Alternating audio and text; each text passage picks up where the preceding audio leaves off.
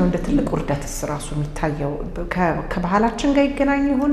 ኦኬ ሴት ቺት ካረገች አሁን እሱ አድርጎ ቢሄድና ትዳሩ ወይም ሪሌሽንሺፑ ከሚፈርስና እሷ ከምታፈርሰው በጣም ይጋነናል።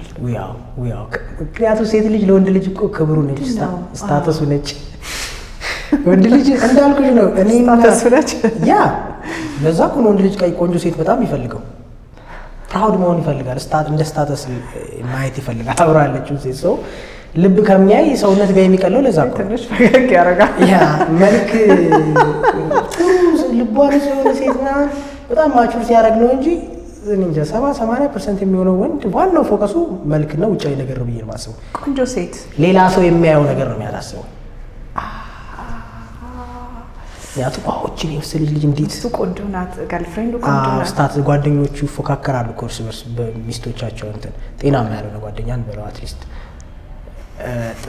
ጤናማ ለማለት ስለሚከብድ፣ ግን ዞሮ ምንድን ነው ወንድ ልጅ ከድሮ ጀምሮ እኮ ነው በእኛ ሀገር ባህልም ብታይ በሚስት በሀገር በእርስት ይባላል ወንድ ልጅ ከክብር ጋር ስለሚገናኝ ሴት ልጅ ቺት ስታረግ ከባድ። ከዛም በዘለለ ደግሞ ኒውሮሳይንሱንም ብታየው ሳይኮሎጂውንም ብታየው ሴት ልጅ ቺት ስታረግ ኢሞሽናሊ ነው፣ ምንም ጥያቄ የለውም። ይሄን አይ ካን አርጊው ከሴት ጋር ቁጭ ብዬ በደንብ ቀጣይ የምናወራበት ቶፒክ ነው የሚሆነው እሱ ደግሞ።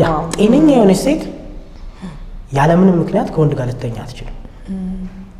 መውደድ አለባት ያን ሰው አክሰፕት ማድረግ አለባት። ያን ሰው መፈለግ አንለስ ላይን ኦፍ ወርኳ ካልሆነ ወይ እንደዚህ አይነት በጣም ብዙ ትራውማቲክ የሆነ ኤክስፒሪየንስ ውስጥ አልፋ ምናምን የመጣች ሴት ካልሆነች በስተቀር በጤነኛ ስትራክቸር ውስጥ ያደገች ሴት ከወንድ ጋር ያለምንም ማታውቀው ወንድ ጋር መተኛት ትችላለች ብዬ አላምንም። ሰውነቷ ምክንያቱም የሴት ልጅ ኢሞሽን እና አካል አንድ ላይ ነው ብዬ ነው የማምነው።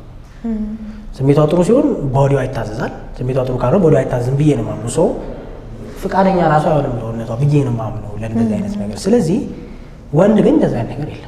ለዛ ነው መንገድ ላይ የሚቆሙ ሴቶች ገቢ ያላቸው ስቲል ማወቅ አይጠበቅበትም። ማነች ኬት ነች ምናምን አለ መኪና አቁሞ ይዘው ይሄዳሉ። አሁን እነዛ ሰዎች ልክ ናቸው አይደለም እያልኩ ያለው ስለ ወንድ ኔቸር ነው እያወራን ያለነው።